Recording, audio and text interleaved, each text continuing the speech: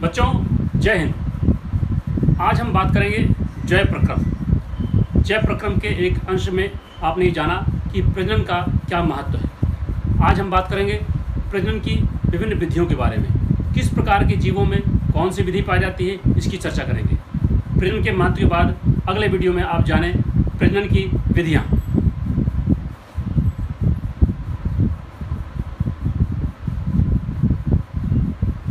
जैसा कि मैंने पिछले वीडियो में बताया था कि जीवों में प्रजनन की प्राकृतिक रूप से क्षमता पाई जाती है, परंतु पौधों में पाई जाने वाली क्षमता जंतुओं की अपेक्षा कुछ अधिक होती है। कुछ जंतु ऐसे हैं जिनमें प्रजनन की अत्यधिक क्षमता पाई जाती है।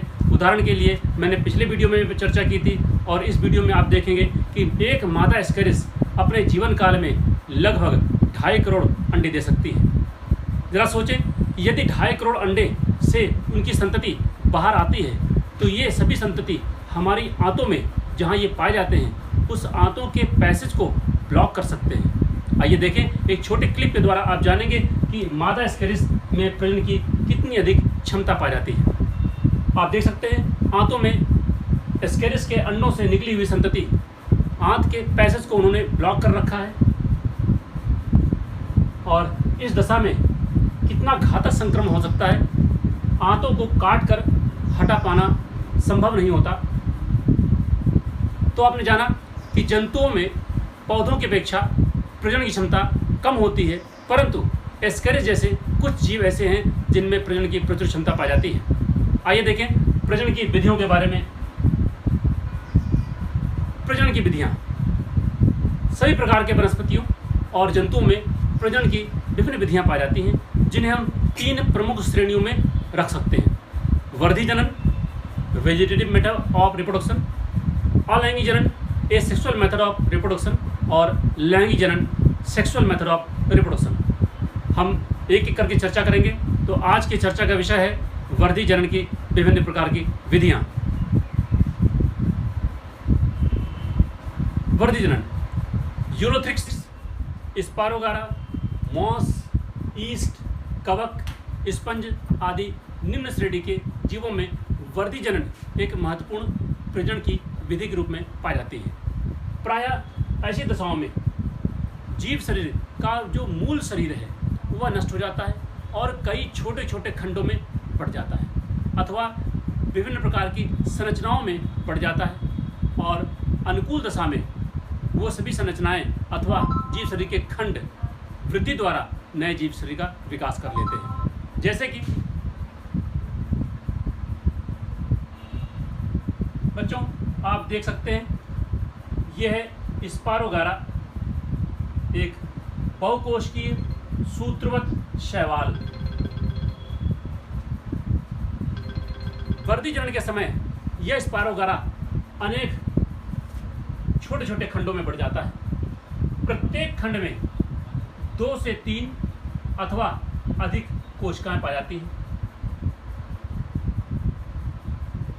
और अनुकूल दशा आते ही ये सभी खंड वृद्धि द्वारा नई नई कोशिकाएं बनाते हैं और पूरे जीव शरीर के रूप में विकसित हो जाते हैं। इस प्रकार की प्रजनन की विधियां वर्धी जनन कहलाती हैं।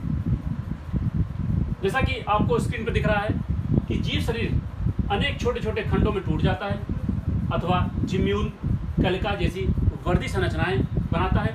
प्रतिकूल दशाओं में ये सभी संरचनाएं सुप्त अथवा निष्क्रिय रूप में पाई जाती हैं, परंतु अनुकूल दशा आते ही ये वृद्धि द्वारा नए जीव का विकास कर लेती है।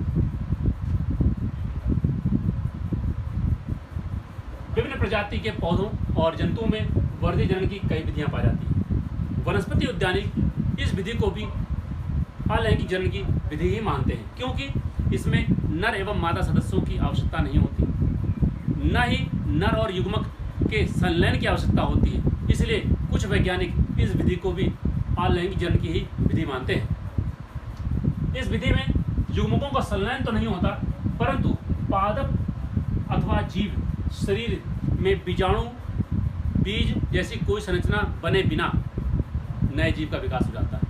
अर्थात देखें, न तो युग्मक बनते हैं, न युग्माणु, बीजाणु ऐसी कोई भी संरचना नहीं बनती, परंतु नए जीव शरीर का विकास हो जाता है। इसलिए इसे वर्धी जनन विधि कहते हैं। जैसा कि मैंने पहले बताया, विभिन्न प्रकार के जीवों में वर्धी जनन की कई विधियां पाई जाती हैं। हम उन विधियों का पहले नाम जान लें, फिर एक एक करके उन विधियों की चर्चा करेंगे। बच्चों, कक्षा 10 के छात्रों के लिए जो विधि सिलेबस में होगी वो मैं बताता चलूँगा। आप अपने सिलेबस के अनुसार इन विधियों का अध्ययन कर सकते हैं। भूस्तारी विधि बाय रनर, बल्ब द्वारा यानी बाय बल्ब, विखंडन द्वारा बाय फ्रेगमेंटेशन, कंद द्वारा बाय ट्यूबर, मुकुलन या समुद्भवन विधि या बाय बडिंग, सकर द्वारा, जिम्मा या जिम्यूल द्वारा, भूस्तारिका या बाय ऑफसेट द्वारा, राइजोम के द्वारा, घनकंद या बाय कॉम, अक्षी कलिका द्वारा बाय एक्सिलरी बड, आंख कलिका द्वारा बाय आई बर्ड्स, पत्रकंद द्वारा बाय बल्बिल्स, सीमांत कलिकाओं द्वारा बाय मार्जिनल बर्ड्स, कलम विधि बाय स्टेम कटिंग, दाब विधि बाय प्रेशर मेथड। ये सभी विधियां वर्धी जनन की विधियां होती हैं। अब देखिए, पहली विधि है भूस्तारी द्वारा रनर या स्टोलन। बच्चों, स्टोलन क्या होता है? कुछ जीव अपने निचले भाग को फैला करके सबस्ट्रेटम अथवा आधार पर एक घना जाल बना लेते हैं और उसे कहते हैं स्टोलन। उसकी सहायता से वे आधार के प्रति अपने आप को जकड़ मजबूत करते हैं और स्थिर रहते हैं, स्थायी बनाए रहते हैं अपने आप को। देखें, प्रायः दूब जैसे घास जो सीधे खड़े नहीं रह पाते, वो रेंग कर चलते हैं।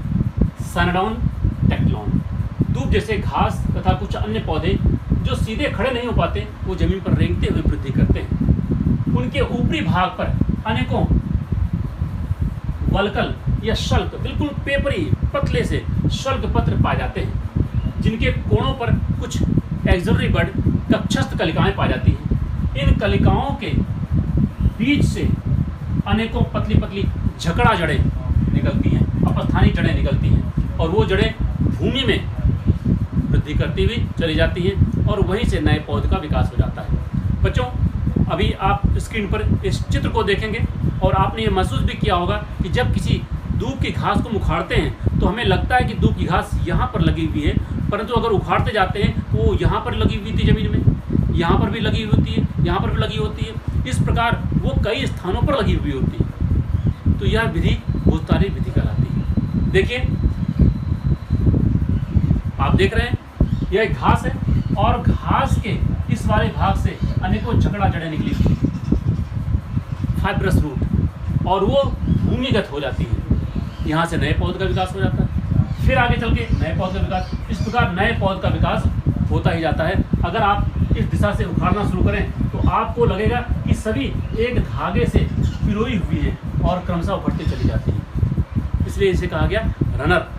ये रन करती हैं और कुछ ही समय में पूरे सबस्ट्रेटम पूरे स्थान को घेर लेती है।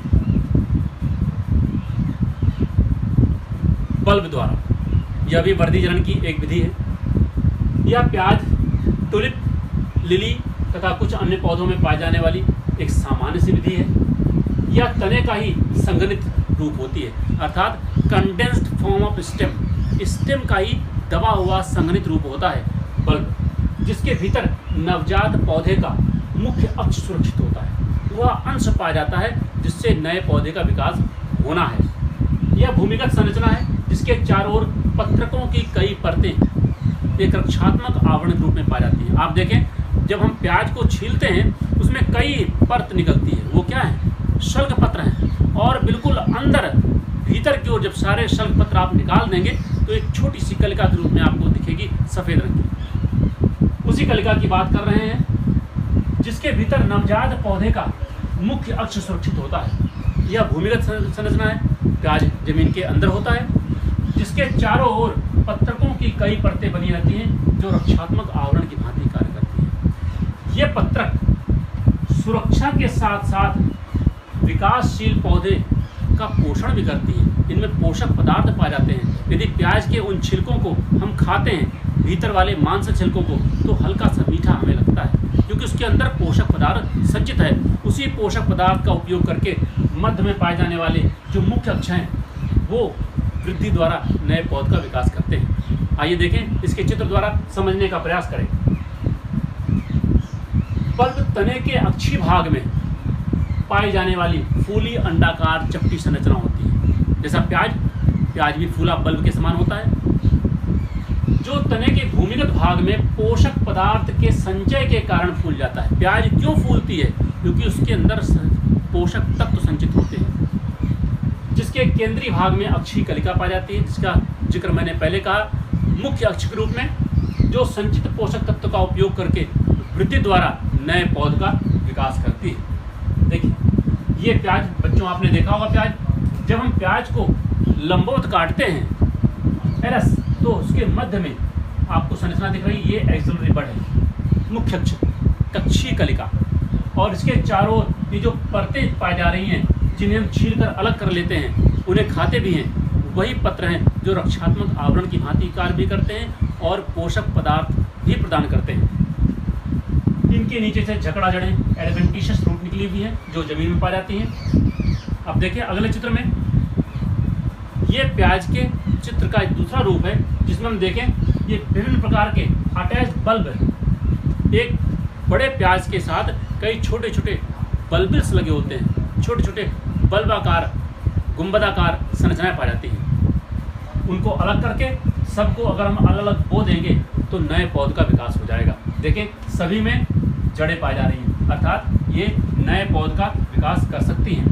देखिए, प्याज की लंब काट में देखा गया, बिल्कुल वही संरचना आपको दिख रही है। ये बड जिसकी चर्चा मैंने पहले बताई थी, और ये स्केल लीव हैं जो मांसल होती हैं। ये जड़ें निकल रही हैं आधारी भाग से, और इसी को,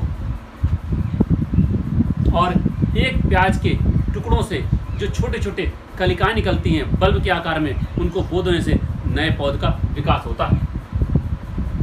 आप देख सकते हैं, एक बड़े प्याज में कई छोटे छोटे बल्ब बन जाते हैं और उनसे हम नए पौध का रोपण कर सकते हैं। ये देखिए, बगल से एक नए पौध का विकास हो रहा है, और इस प्रकार हम प्याज की खेती भी कर सकते हैं। तो यह विधि बल्ब विधि है, जो टूलिप में, प्याज में, लिली तथा कुछ अन्य पौधों में पाई जाती है। देखें, ट्यूबर द्वारा, ट्यूबर अर्थात आलू, शकरकंद, यह भोज्य पदार्थ का संचय करने वाले भूमिगत पादप अंग हैं। ट्यूबर क्या है? पौधे का वो भाग जो भोजन का संचय करता है, परंतु पाया जाता है अंडरग्राउंड, भूमिगत, और फूल जाता है। जो जड़ एवं भूमिगत तने अथवा राइजोम, बच्चों, जो तने भूमि के अंदर होते हैं और समांतर तरीके से वृद्धि करते हैं, उन्हें कहते हैं राइजोम। बल्ब क्या है? जड़ अथवा भूमिगत तने अथवा राइजोम दोनों के रूपांतरित भाग होते हैं। जड़ से भी रूपांतरित हो सकते हैं और तने से भी हो सकते हैं। स्टेम ट्यूबर का विकास, जो तने से निकलते हैं ट्यूबर, उनका विकास कैसे होता है? राइजोम या रनर से होता है। इसके पहले वाले वीडियो में हमने देखा कि कुछ दूब की घास के तने ऐसे रन कर रहे थे, ऐसे। तो ये क्या है? ये भी राइजोम की भांति ही कार्य करते हैं। तो रनर से होता है, जो पोषक तत्व संचित करने के कारण फूल कर ट्यूबर बना लेते हैं। पिछले केस में बल्ब बन रहा था, इस केस में ट्यूबर बन रहा है। जबकि रूट ट्यूबर का विकास रूट से होता है, स्टेम ट्यूबर का विकास स्टेम या राइजोम से, और रूट ट्यूबर का विकास रूट से होता है, जड़ से होता है। लेकिन भोज्य पदार्थ का संचय दोनों में होता है। अनुकूल परिस्थितियों में ये संचित पोषक तत्व का उपयोग करके वृद्धि करते हैं और नए पौधे का विकास कर लेते हैं, जैसे कि आलू, शकरकंद, डहलिया आदि। बच्चों, आपने आलू की सतह पर अनेकों छोटी छोटी आँख कलिकाएं देखी होंगी। आइए देखें, चित्र द्वारा इस तथ्य को समझें। देखें, ऐसे जो गड्ढे दिख रहे हैं, ये आँख कलिकाएं कहलाती हैं। ऐसे, और इन आँख कलिकाओं के चारों ओर रक्षा हेतु स्केल्स पाए जाते हैं। बिल्कुल छोटे छोटे पत्रिका के समान संरचनाएं होती हैं, और इन्हीं आँख कलिकाओं से नए पौध का विकास होता है। क्योंकि इस आलू के अंदर क्या संचित है? स्टार्च, मंड। जैसा कि आपने पढ़ा होगा कि एमाइलोप्लास्ट, आपने कक्षा 9 में पढ़ा होगा एमाइलोप्लास्ट। देखिए उन्हीं कलिकाओं से विकास होने लगा। जब हमारे घर में आलू का संचय होता है, 5 किलो 10 किलो आलू हम रख लेते हैं, तो ऐसे कुछ आलू में आप ऐसी वृद्धियां देख सकते हैं। ये वृद्धि इन्हीं के कारण होती है। आप देख सकते हैं उन्हीं कलिकाओं से नए पौध का विकास हो गया। अर्थात यदि हम आलू को कई छोटे छोटे टुकड़ों में काट लें और प्रत्येक वह टुकड़ा जिसमें एक आई बड आँख कलिका है, तो वह एक बीज की भांति कार्य करेगा। उसके रोपण से नए पौध का विकास हो जाएगा। इस प्रकार ट्यूबर विधि द्वारा भी वर्धी जनन होता है। आप देख सकते हैं आलू के जो भूमिगत भाग में वृद्धि करते हैं। इस तरह से आज हम लोगों ने जाना वर्धी जनन की 3 विधियों के बारे में।